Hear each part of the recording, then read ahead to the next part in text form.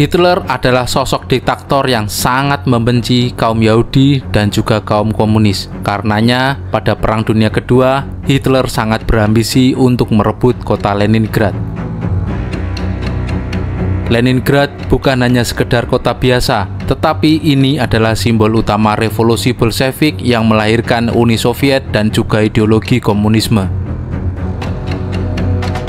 Bagi Adolf Hitler dengan ideologi Nazi yang anti-komunis, menghancurkan kota Leningrad sama dengan menghancurkan fondasi ideologi musuh utama mereka.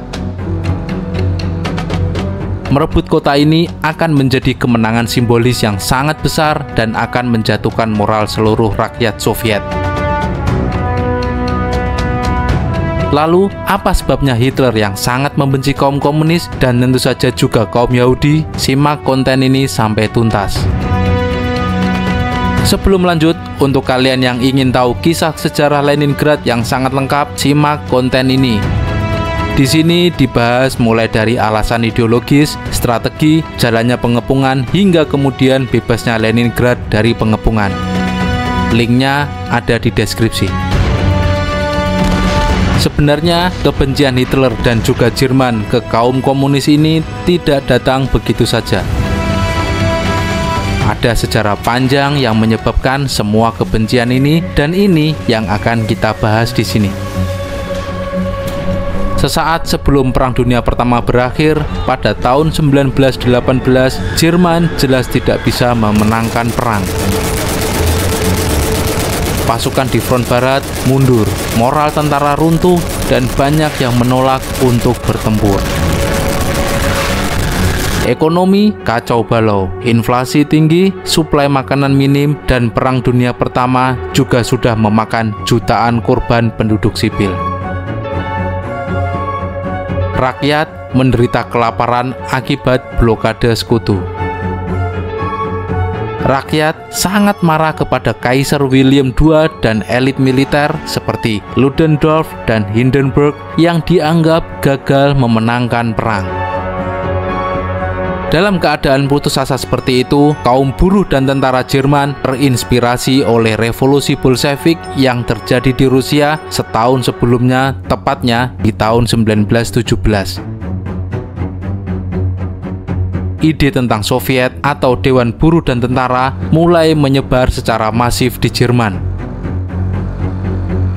Pada tanggal 29 Oktober 1918, Komando Angkatan Laut Jerman memerintahkan armada lautnya untuk keluar bertempur melawan Inggris, meskipun saat itu perang sudah hampir kalah. Para pelaut menolak dan kemudian pecah pemberontakan di Kiel. Pemberontakan kemudian meluas hanya dalam beberapa hari saja. Kota-kota lain seperti Hamburg, Bremen, Munchen, dan sebagainya ikut bergolak. Pemberontakan di Kiel ini menjadi titik awal revolusi Jerman. Kemudian muncul Arbeiter- und Soldatenrat atau Dewan Buruh dan Tentara. Ini sangat mirip-mirip dengan Dewan Soviet yang ada di Rusia. Pada tanggal 9 November 1918 terjadi demonstrasi besar-besaran di Berlin. Rakyat menuntut Kaisar Wilhelm II untuk turun tahta. Melihat kemarahan rakyat yang memuncak, Kaisar Wilhelm II kemudian melarikan diri ke Belanda yang menandakan berakhirnya kekuasaan monarki di Jerman. Pada hari yang sama, terjadi dua proklamasi republik di Jerman. Philipp Scheidemann dari Partai Sosialis Demokrat atau SPD mendeklarasikan berdirinya Republik Jerman dari balkon Reichstag atau gedung parlemen Jerman. Tidak mau kalah, Karl Liebknecht dari Spartakusbund yang beraliran komunis mendeklarasikan Republik Sosialis Jerman di Berlin. Jadi, sejak awal sudah ada dualisme visi, Republik Parlementer versus Republik Sosialis. Kubu Republik Jerman yang nantinya kemudian menjadi Republik Weimar segera membentuk Dewan Perwakilan Rakyat yang disebut Rat der Volksbeauftragten. Dewan ini kemudian dipimpin oleh Friedrich Ebert dari SPD. SPD ingin format pemerintahan Republik Jerman ini adalah demokrasi parlementer sebagai kompromi dengan kubu militer. Kesepakatan SPD dengan kaum militer untuk mendukung pemerintahan baru ini bertujuan untuk mencegah terjadinya revolusi radikal dari kaum komunis. Tapi tampaknya revolusi ala Bolshevik tetap dilanjutkan. Pada Januari 1919 pecah pemberontakan di Berlin. Karl Liebknecht dan Rosa Luxemburg memimpin buruh-buruh yang bersenjata untuk menduduki gedung-gedung. Pemerintah Albert dari SPD panik kemudian meminta bantuan Freikorps, sebuah organisasi milisi sayap kanan yang didominasi oleh para veteran perang. Pemberontakan ditumpas dengan cara yang brutal yang menewaskan ribuan orang. Karl Liebknecht dan Rosa Luxemburg ditangkap dan kemudian dieksekusi oleh Freikorps. Sejak itu, jurang antara kaum nasionalis dan kaum komunis semakin dalam. Walaupun pemimpinnya sudah dieksekusi, kaum komunis Jerman malah nekat mendirikan Republik ala Soviet di Munchen. Tanpa menunggu lama, pemerintahan komunis ini dan pendukungnya langsung ditumpas oleh Freikorps dan ini juga memakan ribuan korban.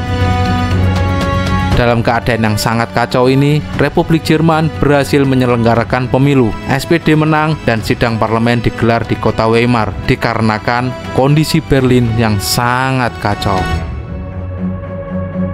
Sidang parlemen ini kemudian melahirkan Konstitusi Weimar dan Republik Weimar.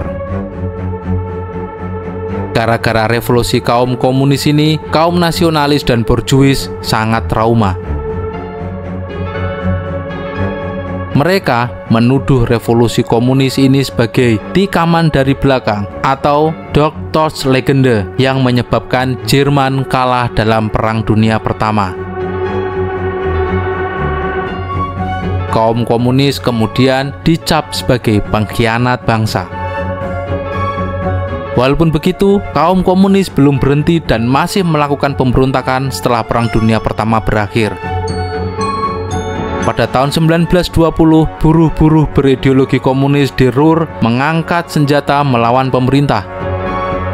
Pemberontakan ini berhasil ditumpas dengan cara yang juga brutal. Pada tahun 1923, kaum komunis kembali melakukan pemberontakan. Tapi, revolusi ini gagal dan semakin memperkuat citra komunisme sebagai ancaman dari dalam negeri. Revolusi ini menunjukkan bahwa komunisme benar-benar hampir pernah merebut Jerman. Kekerasan dan kekacauan meninggalkan trauma sosial yang cukup mendalam bagi warga Jerman. Ketakutan merah atau Rote Gefahr menjadi propaganda yang sangat efektif.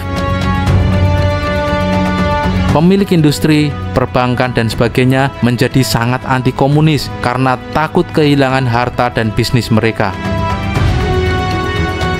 Ketakutan ini membuat banyak orang lebih rela menerima otoritarianisme daripada revolusi komunis.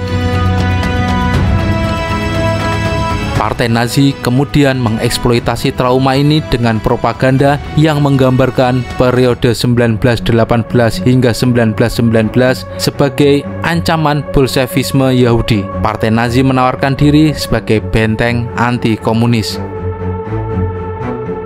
Dalam propaganda Nazi, komunis dianggap sama dengan agen Moskow dan perusak bangsa.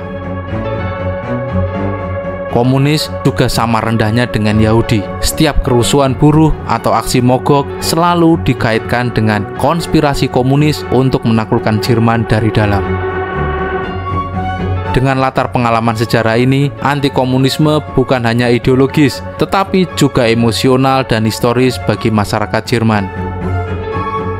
Maka tidak akan mengherankan jika kemudian pada Perang Dunia Kedua, Hitler dan Jerman sangat berambisi untuk menyerang Uni Soviet dan merebut Leningrad sebagai tempat lahirnya komunisme Bolshevik.